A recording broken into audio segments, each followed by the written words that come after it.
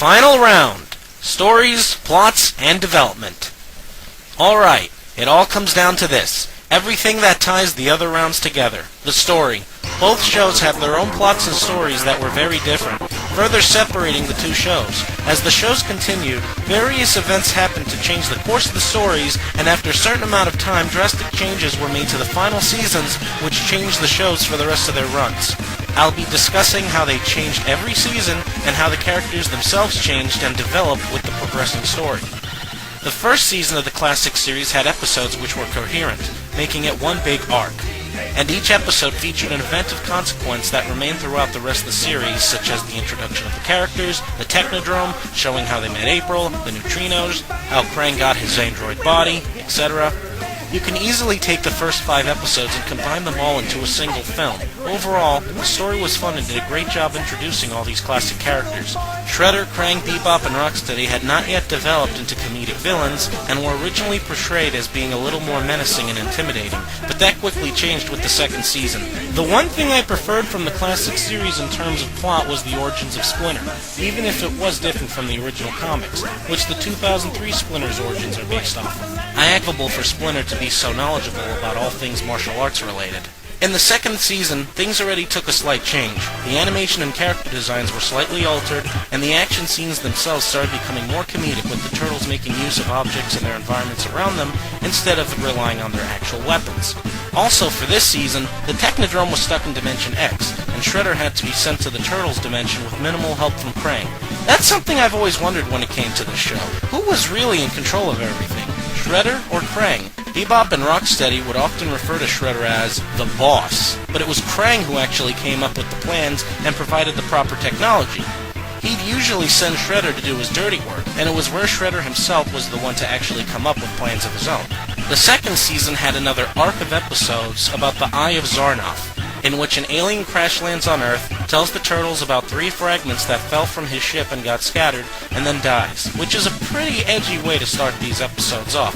Thing is, he died before we got to know his name, we never find out about the origins of the Eye of Zarnoth. All we know is that when all 3 are collected, the wearer will have great power. This plot spanned about 4 episodes, which were all pretty good, and even helped develop the characters and story a little more. At the start of this season, Shredder had broke Baxter Stockman out of the Crazy House and forced him to work for him again.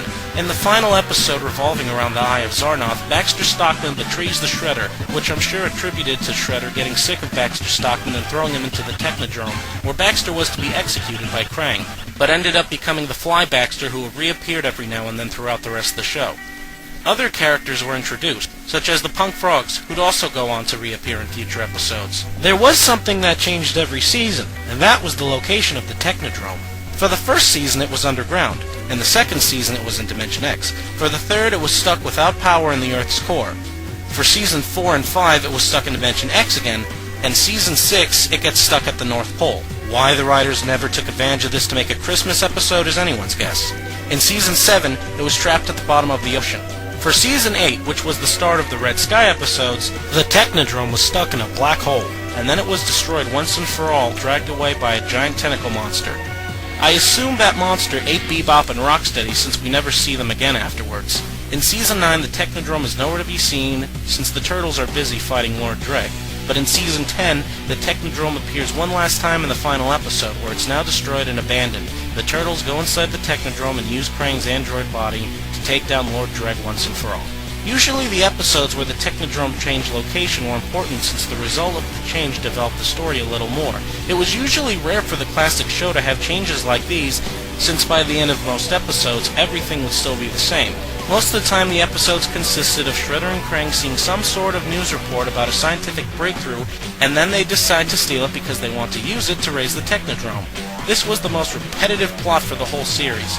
Even Raphael realizes this and makes reference to it. Well, every time April does a report about some new scientific breakthrough, Shredder sees it too and shows up to steal it. You know, Raphael's right. There is something of a pattern there. In Season 3 is where the show really became more comedy-based instead of action. Some of these episodes were actually pretty funny, such as Cowabunga Shredhead, in which Shredder thinks he's Michelangelo. But here's the thing. If he thinks he's Michelangelo, Then who does he think Michelangelo is? That's never really explained. But whatever, this episode always puts a smile on my face. Other times, the episodes got plain weird, like Mr. Ogg Comes to Town, in which a Mitsia Spitlick / Pee Wee Herman type of character comes from another dimension who likes to change things into ice cream and eat porcelain. Season 3 also marked the introduction of the Rat King, Leatherhead, Zack, Casey Jones, and Usagi. Overall, it was pretty good, but it didn't nearly have as many important episodes compared to the first 2 seasons. But then came Season 4, and that's when the show started going downhill. Starting with this season, Michelangelo's nunchucks became seen a lot less often until they were moved entirely and replaced with a grappling hook. The action scenes also started going downhill, and remained that way for the next few following seasons. Season 4 was also the debut of Slash, but he wasn't handled very well and looked nothing like his awesome action figure. During the season, most of the episodes became rather mediocre, and some were just terrible. The only real memorable episode off the top of my head was Raphael Meets His Match, which marked the first and last appearance of Mona Lisa, who was a pretty neat character. This episode was pretty good since it gave Raphael a little character development, mostly towards Mona Lisa, but sadly we never get to see her again. But at least she managed to gain a little fan base and has gotten some really cool fan art of her and Raphael together. Between Season 3 and 4, there was a season produced called The European Vacation. By the end of the Season 4 episode, Plan 6 from Outer Space, the Turtles went a vacation to Europe, so this season takes place right after this episode, but before the following episode, Turtles in the Jungle. I hate to say it, but most of the episodes in this season were pretty bad, especially since for this season, Shredder and Raphael's voices were provided by different voice actors who sounded rather awkward. And overall, the plots all felt like the same thing, one after another. The only good episode from this season was where the Turtles are mistaken for being the Renaissance artists they're named after, which is actually kind of clever. Strange how these episodes were released as Season 7, when technically they were made way before then. Maybe it's because they finally aired on TV after Season 6. Season 5 was a little better, but not by a whole lot. The season didn't really have any real or great memorable episodes either, except for the hour-long / 2-part episode, Plan of the Turtleoids, which introduced Dirtbag and Ground Chuck, and also introduced Kerma, a small alien turtle who'd appear in future episodes. Shredder also creates Chrome Dome, a near-indestructible robot who returns in Season 7. Season 5 itself also introduced Mondo Gecko as well, who, like Chrome Dome, went to reappear in Season 7 as well. I noticed some of the plots in Season 4 and 5 had potential, but they were wasted with dumbed-down action scenes, corny comedy, and overall bad writing. A good example would be Farewell Lotus Blossom, in which a character named Lotus has nightmares about a ghostly entity that's after her, and only the Turtles can help her out. Turns out a warrior named Shakahachi's spirit was sealed in an urn which gets broken during a fight with Bebop and Rocksteady. His spirit gets loose and turns New York into feudal Japan, and the Turtles have to fight samurai. This sounds like a promising episode. A giant, powerful Japanese spirit summoning samurai warriors to fight the Turtles?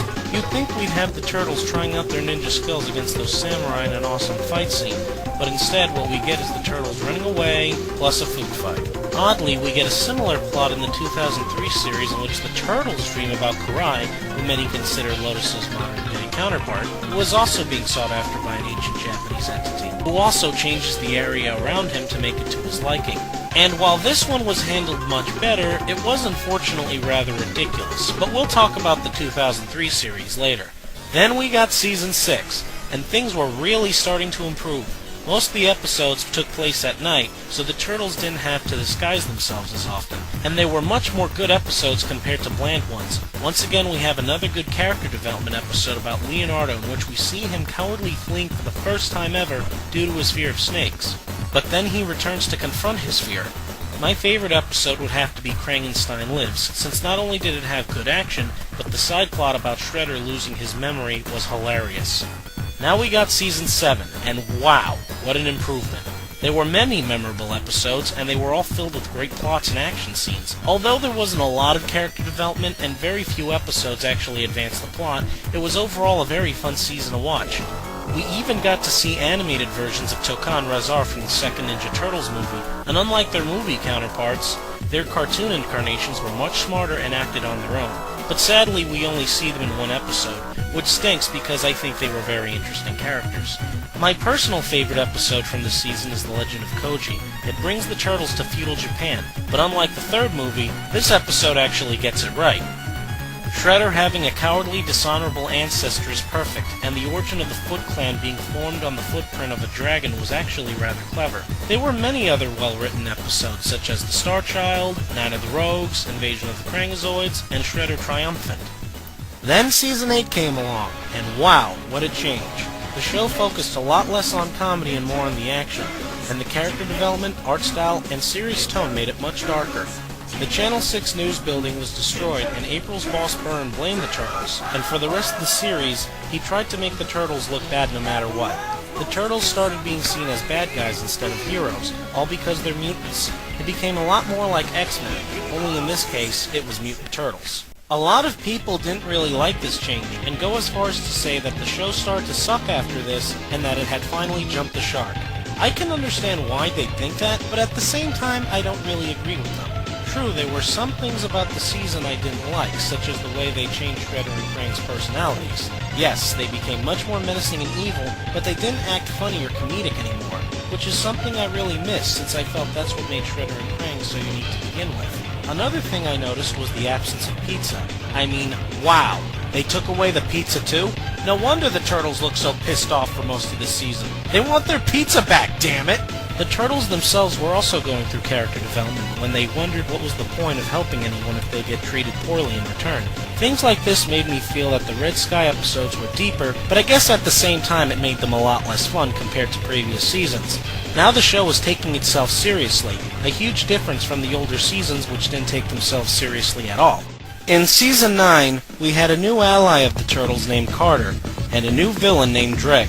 Dreg was a much more competent and much more intimidating villain than Shredder, and what made him more intimidating was the fact that he actually turned people against the Turtles, and that made him able to get away with more than Shredder ever could. There was also a side plot where the Turtles kept mutating into bigger and badder mutants, but for some stupid reason they said they couldn't use their weapons in these forms. It was changes like these why people stopped watching the show. But I personally found these new stories and characters to be interesting myself. Watching themselves trying to find a cure for their mutations felt like X-Men and the Incredible Hulk rolled into one. And finally, Season 10 came around. The Turtles stabilized their mutations and Carter eventually leaves off to college. Shredder and Krang returned, and the plots got better, including an epic one that involved time travel. So there were many events of consequence for this season, which was appropriate considering this was the last one. The final episode had Lord Dreg absorb the powers of several aliens and have one final showdown with the Turtles. The Turtles actually get Krang's old android body and use it to fight Lord Dreg in one final showdown. The show had finally reached its end. Shredder, Krang, and even Lord Dreg had all presumed to have been destroyed. Splinter even tells his students that he has nothing more to teach them, and that they had finally become ninja masters. I guess we sort of have an idea of what happened to them years later from the episode Once Upon a Time Machine, but for all we know, things could have changed to alter the timeline. Still, Splinter saying he had nothing to teach them, and the fact that they had finally defeated their foes, felt triumphant, and was a nice way to close the show. But the show had finally been cancelled after 10 seasons. Overall, the first series had a good story. It didn't really try to be too deep, just entertaining, but as a result, I feel it made it suffer in the middle of the series' run before things got better again. Although I felt the Red Sky episodes had some better plots, some of them seemed too serious or too out of place, not to mention the drastic change felt a little unnecessary, and I would have been satisfied if they kept it more like Season 7 for the last episodes of the show's run. Then came the 2003 series, which was an entirely different show compared to the original series.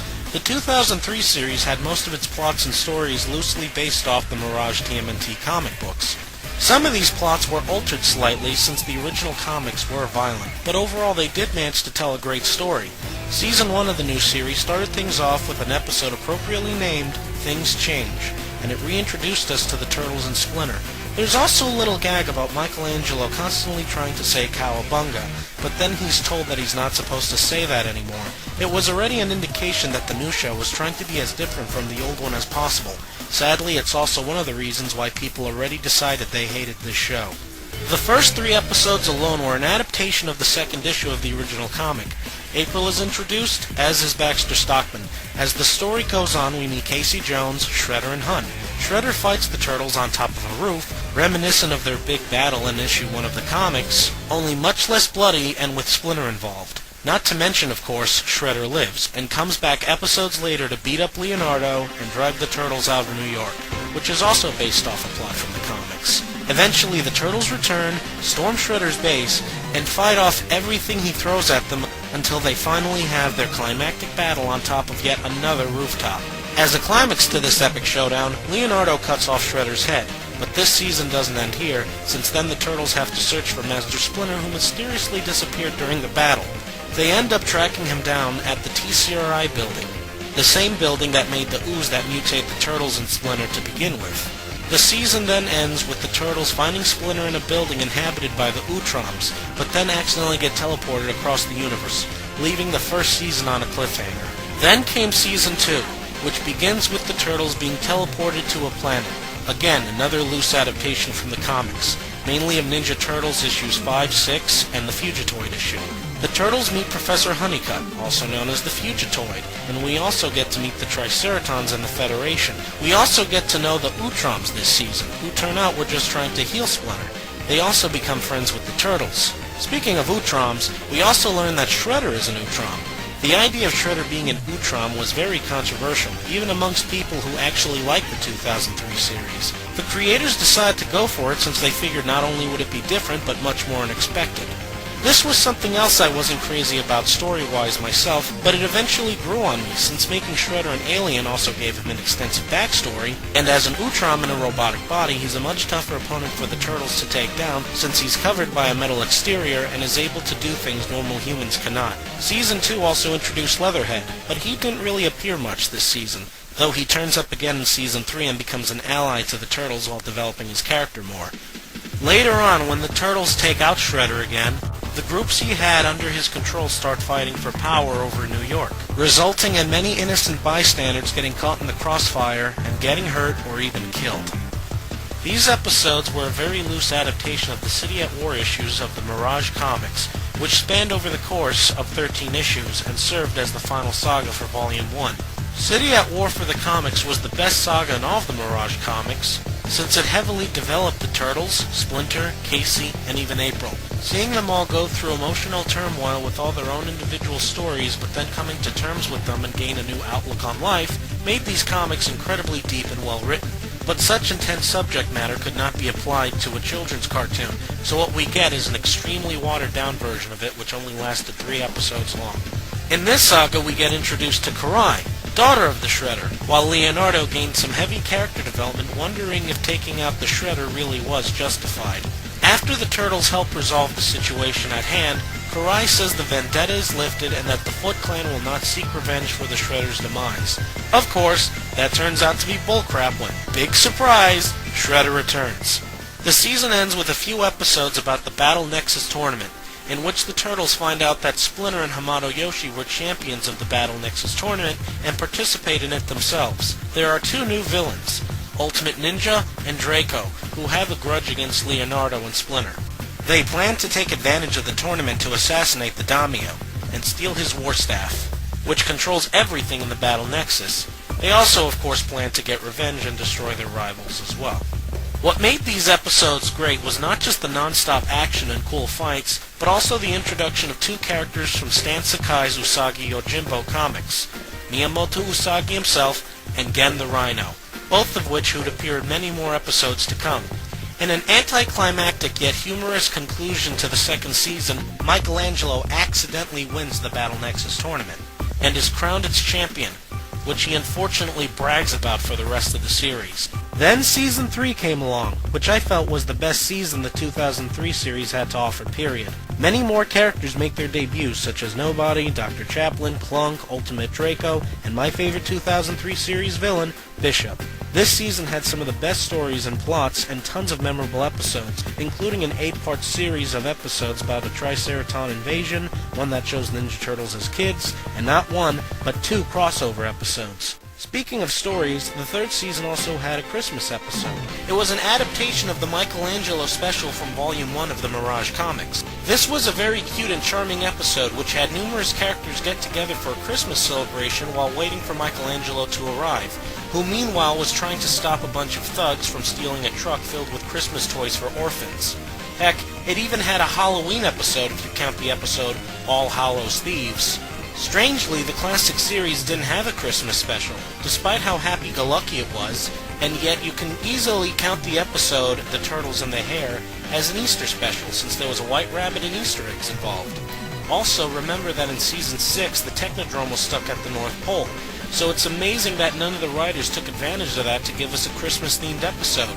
And no, that horrible piece of crap, We Wish You a Turtle Christmas, does not count as a Christmas special for the classic series. It was like an unholy combination of the Star Wars Holiday Special and the Ninja Turtles Coming Out of Our Shells tour. The final 8 episodes of the season were the best, including a 5-part arc about the Turtles being flung into different alternate dimensions. One had Michelangelo meeting superhero versions of the Turtles. One had Raphael meet characters from Planet Racers, a comic made by Ninja Turtles creator Peter Laird and Mirage comic artist Jim Lawson. Leonardo also goes into the world of Usagi Yojimbo, where he not only once again meets Usagi, but tons of characters from Stan Sakai's comic of the same name. But I'm sure everyone remembers the episode, same as it never was the most. Donatello gets flung into an alternate future where Shredder rules the world. Splinter is dead, and the Turtles have grown up and grown apart. Donatello gets them back together and they team up with April to take down Shredder once and for all. This episode had balls, since this episode killed off many of the characters in one episode, including 3 of the Turtles themselves. Best of all, it was centered around my favorite turtle, Donatello, who I'm sure gained character development and learned to treasure his friends and family a lot more. Then we got an episode about Bishop kidnapping Splinter to use his DNA to create a super soldier who goes on to become the Rat King for Season 4. Season 3 finishes off with a 2-part episode, Exodus. Shredder is leaving Earth and returning to space, but after Splinter has a horrific vision of what will happen if Shredder completes his goal, he and the Turtles set out to stop him. In the end, the Turtles and Splinter have an epic showdown with Shredder and Karai, and ultimately get their asses handed to them. After their defeat, they have no choice but to set the ship itself to self-destruct, and they all nearly die. But lucky for them, the Utroms arrive to rescue the Turtles, as well as capture Karai and Shredder. The Utroms judge Shredder for all his crimes, and then exile him to a frozen asteroid in space, where he presumably freezes to death. Karai then vows revenge, and becomes the new Shredder for the following season. Then came Season 4, which was dark. Very dark. In fact, maybe a little too dark. Some noticeably dark episodes were Dragon's Brew, I, Monster, Bad Day, and the controversial Insane in the Membrane.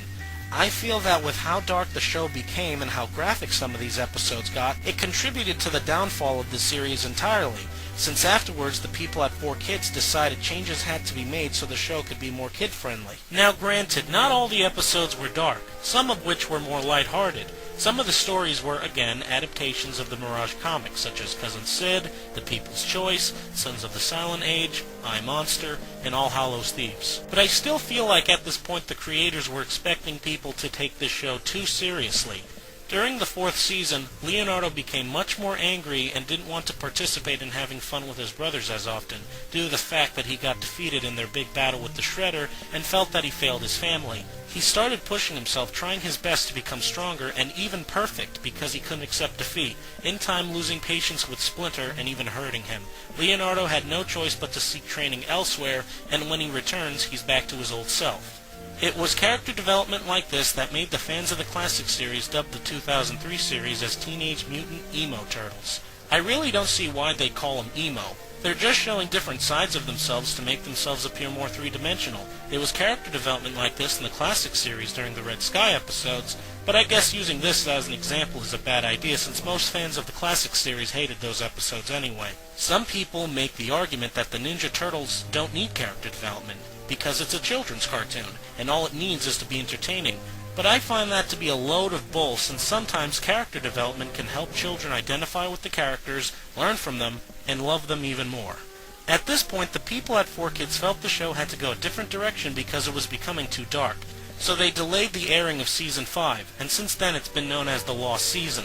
In its place, we got Fast Forward, the newer, much more lighthearted, colorful season. But let's talk about Season 5 since that season technically came first. This season was about a demonic Shredder who the Turtles must defeat. What made this season in particular stick out was the fact that the Turtles themselves get new mystical powers and weapons to combat the demon Shredder. And what made this season even more insane is that the Turtles transform into freaking dragons. These episodes weren't bad, they were just different. But overall, the season was definitely not as good as older episodes, and its ridiculousness and cheese factor were through the roof. The Turtles themselves didn't rely on ninja stealth, and instead relied more on firing elemental energy blasts, which made some of the fight scenes kinda dull, but I'd be lying if I said the big final battle with Demon Shredder against the Dragon Turtles wasn't awesome, even if it was over the top and corny. Needless to say, this season was ridiculous. It was nowhere near as dark as Season 4 despite the subject matter involving demons and dark powers, though there was an episode said to be so dark it was never completed called Nightmares Recycled, which dealt with the subject of conjoined twins. I doubt it was nearly as graphic as Season 4's Insane the Membrane, which surprisingly didn't get pulled from development. Another thing that bothered me was the fact that the Tribunal didn't get involved in fighting the Demon Shredder, claiming they were not allowed to interfere with fate. But didn't they kind of do that by kidnapping the Turtles and forcing them to train? I don't fully understand, but I guess it's not worth thinking too much into. It was just an excuse for them not to help the Turtles so the Turtles can kick Shredder's ass themselves, the way it's supposed to be. Then we got the season that totally changed the rest of the series forever. Fast Forward, in which the Ninja Turtles are accidentally sucked into the future. Fans of the 2003 series absolutely hated this season, but for understandable reasons. Characters and stories weren't nearly as well written or developed, and the characters themselves felt more two-dimensional. Not to mention the huge amount of new characters no one really cared for, the silent animation changes, and the lack of Shredder, though technically he appeared briefly for a few episodes, as well as the overall new setting and premise. One major difference is that in this season, the Turtles are free to walk around in public since aliens are now all over the place, which actually reminds me of the Volume 4 comics. Most of the plots for these episodes consisted of having them protect Cody from his Uncle Darius, getting invaded by Viral, going on missions for and with Bishop and a character named Zix, having to fight villains such as Jammerhead and Triple Threat, and having to deal with an alien named Shokunabo on his Day of Awakening. These plots were usually more typical Saturday morning cartoon stuff, and were usually just mediocre. The only real interesting plot development was Bishop becoming not only a good guy, but the president of the entire planet, because once again, he's that awesome. Fast Forward would have been okay if it was a 3 to 5 part arc of episodes, but instead it was made into an entire season. To be fair, I really didn't think Fast Forward was really that bad, but it wasn't that quite good either. I didn't care much for some of the new characters such as Jammerhead, Triple Threat, Shokunabo, Zix, or Darius Dunn, but I did however feel that Viral was cool because she was a formidable female foe, and the Dark Turtles were decent because it gave the Turtles some evil counterparts to face. Many people found Sterling and Cody to be annoying, but I didn't think they were such bad characters. Fast Forward was supposed to last for another season, but the episodes were scrapped to make way for Back to the Sewers. Some of these scrapped episodes actually sounded pretty cool, such as The Devil and Baxter Stockman, which was supposed to have a Triceraton Shredder. There was also supposed to be an episode featuring a special appearance by Space Usagi, a future descendant of Miyamoto Usagi from the comic book of the same name. Between Fast Forward and Back to the Sewers, there were many pitches being made for what the next season after Fast Forward would be like. One involved the Turtles playing a card game like Yu-Gi-Oh!, which was already a dumb idea. One was about the Turtles traveling back to the wrong time and having their younger, buck-toothed baby selves as their sidekicks. And one was going to attempt to use the characters from the movies and the classic series, which actually sounded interesting, but in the end they decided to go with Back to the Sewers.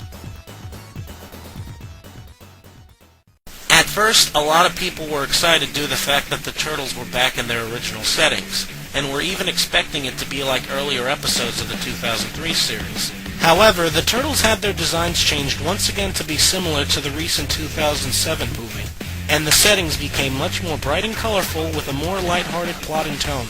In this season, the Turtles finally get sent back to their own time, but Splinter gets blasted by Viral and turned into data bits, which leads to the Turtles going into cyberspace to retrieve his data bits and bring Splinter back. A new Shredder is created from merging the Foot Clan data with Viral, and this Shredder gives the Turtles a hard time once again with his evil schemes. I enjoyed the fact that Shredder was brought back, and I really enjoyed the fact that this season was centered around Donatello, my favorite turtle. This was another season that was really disliked, and many consider it to be the worst of all the seasons. I still didn't think it was that bad, but it was very disappointing. For starters, why the heck did the writers decide to bring Serling back with the Turtles to their timeline? That was a dumb choice that seemed completely unnecessary. Perhaps they wanted to add more humor to the show at the expense of Serling himself by having him being bothered by the Turtles and having him complain about it. Even though I don't hate Serling, he really should have stayed in his own time. If they really want to give the Turtles a robot gentleman sidekick, why not Fugitoid instead? At least he already exists in their timeline. There were also some episodes I enjoyed, such as The Engagement Ring, Something Wicked, and Super Quest.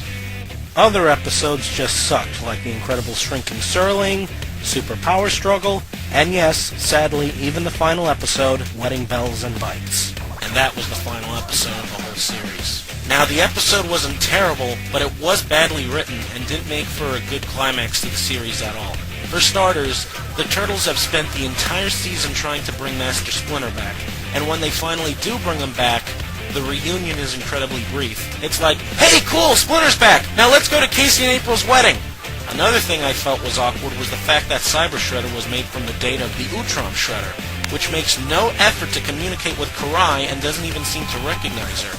This was the closest Karai got to getting her father back, but she didn't seem to care or notice, which once again is the result of poor writing. Another thing that sucked was that earlier in the first episode of the season, it showed a big battle going on between the Utrom Shredder, the Demon Shredder, and even the Cyber Shredder. We assumed that this would be the season finale. How awesome would it have been to have a multi-part episode about the war between the three Shredders and the Turtles getting involved? Perhaps if the series had continued, they would have made an episode like this, and it would have been a much more cooler series finale. There were some things that were okay in this episode, such as the appearance of numerous characters that appeared throughout the 2003 series who came to see April and Casey's wedding. Sadly, they're just mere cameos, and none of the characters really do much. Fugitoid makes an appearance as the minister for the wedding, which was a great choice. Imagine having a robot minister for your wedding. If it was my wedding, I'd get Optimus Prime. Aw, yeah! So in the end, they have one final match with Shredder and destroy him once and for all, and Casey and April get married while everyone who has ever appeared throughout the series witnesses it. I guess you can say that the cameos of the many characters were supposed to be a retrospective of the series itself as a whole before it ended, so it made it appropriate for this to be the final episode. But still, it could have been a lot better. If anything, I would have been much more satisfied if the show had ended with the last episode of the Ninja Tribunal season. At least that ending seemed a little more satisfying by comparison. Though you could make the argument that Turtles Forever is the true finale to the 2003 series, since it seems to take place after Back to the Sewers. While Turtles Forever would have made a better finale by comparison, it seems that it leaves a lot of questions that need to be answered, such as the fate of the new Technodrome, the fate of the now mutated Han, and where the Turtles are going to live now that their new lair has been found and destroyed again. A short epilogue to answer all these questions would have been nice, but oh well. Well, that took forever. So which show had the better stories and development? The first series started off great, went downhill, but then climbed back uphill. Meanwhile, the 2003 series went uphill, but then went downhill and kept going downhill more and more as the series went on. Season 4 was too dark, Season 5 was too ridiculous, Season 6 was too different, and Season 7 was too disappointing, although filler wasn't too common. And sometimes, when certain episodes seemed like useless filler, they eventually proved to be otherwise in future episodes, such as the episode Monster Hunter. The main plot involves Casey, Michelangelo, and Donatello trying to protect a creature from being discovered by a monster hunter. But there's also a side story about Raphael and Leonardo doing some brotherly bonding, as well as helping him make some new swords, and in the process, help Leonardo heal both his body and his confidence, which by the end of the episode inspires them to return to New York and fight Shredder. The creature itself is also brought up with its origins explained in later episodes. It was clear that the writers of the show wanted to try to leave no stone unturned in an attempt to explain as much as possible. In the classic series, sometimes if the Turtles promised to do something, they never really ended up doing it, such as Donatello promising to get Usagi back home. Not only do we never see Usagi get home, but we never hear from Usagi again. This happens to other characters such as Mona Lisa, who, despite having appeared at their lair by the end of the episode, is never seen or heard from again, and no one even remembers that she existed. When Tokka and Rezar appear for the first and last time, Tokka gets kidnapped, and Rezar vows to find him. Not only do they never get reunited, but by the end of the episode they're still on the loose in the city wreaking more havoc. You could say that these things resolve themselves off-screen, but wouldn't you prefer to see them resolved on-screen? In the 2003 series, however, things like this are usually resolved. A good example would be the three-part episode Notes from the Underground, where the Turtles go down and find an ancient civilization as well as people who have been turned into monsters. In the end, the people can't leave without transforming, and in the end they have to stay. The Turtles promise to return one day with a cure, and I'm sure many people scoffed, seeing this for the first time, thinking the writers would forget all about them and we'd never hear from these people again. However, the Turtles do return in Season 2, and Donatello even manages to cure them all and bring them back to the surface. And later they return once again to elaborate on who built that civilization to begin with. The 2003 series also had some unresolved plots though. In Season 4, the Turtles get found out and their existence becomes known by the city. How an event like this could be forgotten is amazing, especially when they've been trying to keep themselves secret throughout the first few seasons. I guess you can make the excuse that the 2003 series had so much going on at once that the writers overlooked this, though it's still no excuse. It wasn't necessary to explain certain things because it either helps add mystery to it, or that these are things that the audience wouldn't care about, and even forget all about the second the episode was over. While in a sense this is true, wouldn't explaining some of these things make potential for more interesting episodes? Wouldn't you have rather seen an episode about the Turtles learning the origins of the Eye of Zornoth, rather than watching Michelangelo trying to mingle with spoiled rich kids? Wouldn't you have rather seen an episode with the Turtles helping Usagi back into his own world and maybe even going into it themselves and exploring it instead of Raphael becoming a fat old cab driver? Wouldn't it have been cool to see Mona Lisa return, and maybe even the Turtles try to turn her back into a human, thus allowing further character development for Raphael, instead of Raphael literally telling lame one-liners and trying to be a stand-up comic for an entire episode? That's not to say the 2003 series didn't have any wasted plot opportunities, such as the war between the three Shredders that we never saw happen, which also opened up a lot of questions that went unanswered. Not explaining these sorts of things also ended up creating plot holes. That's not to say the 2003 series didn't have any plot holes, like when Leonardo cut off Shredder's head for the first time. The Guardians are well aware that Shredder is an Utrom in a robotic body, and that cutting off his head wouldn't mean anything, yet they celebrate like he's actually been destroyed. What was stopping them from pointing this out to the Turtles to assure that he had been finished off properly? It's easily just the result on some lousy writing because they were saving the fact that he's an Utrom. There are many important events and characters I had to skip over when talking about it because I didn't have enough time to talk about it all. Sure, making something complex makes it needlessly complicated, but it also makes it feel like more effort and thought was put into it and helps make a better story. The plots also helped flesh out the characters more and helped us get to know them better.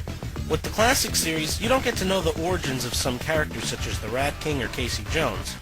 You could say that it helps these characters seem more mysterious. But again, explaining such things would make for better episodes. With the 2003 series, you usually got an explanation, even if it was a brief one. Overall, the classic cartoon will forever be well known due to its colorful characters, catchy theme song, its humor, and the crapload of merchandise that erupted from its success. Even the 2003 series acknowledges it, and would reference it and even playfully spoof it. So, what's with the getup? You a news reporter? In another lifetime, maybe. So no one can deny its importance to Ninja Turtles as a whole, but in the end, despite being a good cartoon, it ended up falling short on certain things, and I felt stories and plots didn't live up to their potential, and thus some opportunities for what could have been better episodes in some way ended up being wasted. Meanwhile, the 2003 series wasn't nearly as fun, but the character development, twists and turns, and the fact that the stories were deep and even complex at times makes me feel that the story was better written altogether. But the main reason I love the stories for the 2003 series is because not only are most of them adaptations of the original comics, but also because how they expand upon and sometimes improve the stories. They add more depth to them, and sometimes extra character development to make them more coherent. In the comics, certain plots felt like filler, but in the 2003 series they managed to connect some of those plots to the main story, which I think helped improve them as well. Sure, there are some exceptions like City at War, but most of the time they're rather faithful adaptations that help expand the Turtles universe. True, there were a few plot holes here and there, but in the end it didn't matter much, and they were easier to look over. Although Fast Forward and Back to the Sewers weren't all that great, and Season 4 and 5 may have been ridiculous, the first 5 seasons had the best stories, notable character development, and overall was more true to the original source material. Because of that, I'm giving the final point to the 2003 series, meaning the 2003 series wins the Ninja Turtles battle!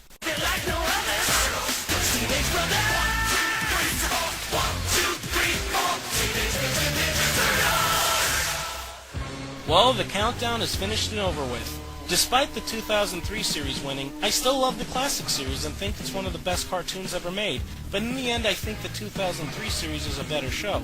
After everything I've stated, I feel I have a right to this opinion. Whether you agree with me or not, hopefully you can at least agree with me that the Ninja Turtles in general are awesome. In the future, there will be a new Ninja Turtles cartoon, and if that one is successful, then maybe another one after that and so on. Whether you like the new incarnations or not, the older incarnations will always be around for us to enjoy, whether it's the classic series, the 2003 series, the Mirage comics, the Archie comics, or hell, even the next mutation. I hope you enjoyed this countdown and even learned something from it. This is Markman 2020, leaving you with this. Today, we're more than allies. We're brothers.